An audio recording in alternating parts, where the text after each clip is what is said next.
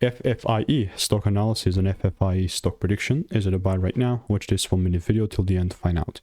I'm observing Faraday Future Intelligent Electric stock, and it is 10% down. In fact, my genuine 2 cents on this is that I still want to take things up and buy. Before I get into this further, I have spent 5 figures on courses and mentors over the last 4 years, delivered thousands of correct predictions, and all of it has been documented with FFIE. Look, like it was correcting, and since it started, you know, to pick up eventually, I'm just looking at this from like a higher time frame range. And in order for me to buy, like, few things must happen, and those things are like sitting in front of us. They're not met 100% though, like 2/3 are met, but like this last third, which is the confirmation, isn't.